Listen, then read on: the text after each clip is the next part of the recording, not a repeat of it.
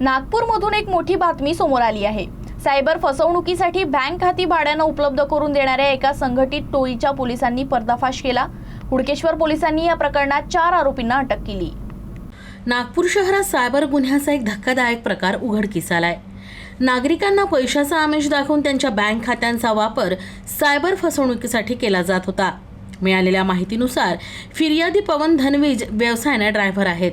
त्यांची ओळख त्यांच्या मित्रामार्फत आरोपी रोशन प्रजापती याच्यासोबत झाली। रोशननं जनधन योजनेअंतर्गत 10,000 रुपये मिळवून देण्याचा आमिष दाखवून पवनचा विश्वास संपादित केला आणि त्यांचं बँक खातं आणि मोबाईल क्रमांक मिळवला। 19 मार्च रोजी पवन यांच्या खात्यातून मोठ्या रकमेचा ऑनलाईन व्यवहार झाल्याचं लक्षात येताच त्यांना काही संशय आला। त्यांनी तत्काळ बँकेत जाऊन खातं गोठवलं आणि पोलिसात तक्रार दाखल केली। तपासादरम्यान रोशन प्रजापतीने हे खातं फैजान शेख याला दिलं होतं अशी माहिती मिळाली।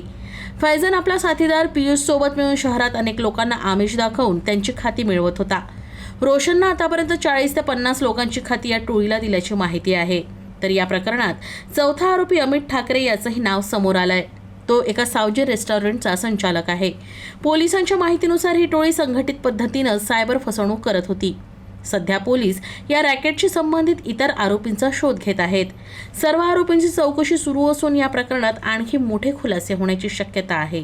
तर मग त्यांना पैशाची गरज होती आणि त्यांना असं वाटतं की हा काही गैरवापर करणार नाही, म्हणून त्यांना अकाउंट काढून दिलेलं होतं या बँकेमध्ये। आणि त्यानंतर काही दिवसानंतर त्यांना ही माहिती कळली होती की आपल्या याच्यामध्ये असं गैरवापर होत आहे, तेव्हा त्यांनी बंद केलं। तशा त्यांच्या तक्रारीवरनं आपण पोलीस स्टेशन हुडकेश्वर येथे अपराध क्रमांक 263/26 कलम 318(4), 316(2) BNS कलम 66D IT ॲक्ट 2000 अन्वये गुन्हा दाखल केला। मी आता सर्व लोकांना हेच आवाहन करते, मी या प्रकारे कुणी आपणास प्रलोभन दाखवत असेल बँक अकाउंटसाठी आणि तुम्हाला रेंटेड अकाउंट किंवा पैसे देऊन जर करत असेल तर कृपया असं कुणालाही बँक अकाउंट काढून देऊ नका, ज्याचा उपयोग आज ऑनलाईन फ्रॉडसाठी होऊ शकतो किंवा देशद्रोहासाठी पण केला जाऊ शकतो आणि त्याचे दुष्परिणाम आपल्याला भोगण्यास येऊ शकतात। तर कृपया सर्वांना मी आवाहन करते की ह्याच्याबद्दल खात्री करा की आपलं अकाउंट कोणीही वापरणार नाही।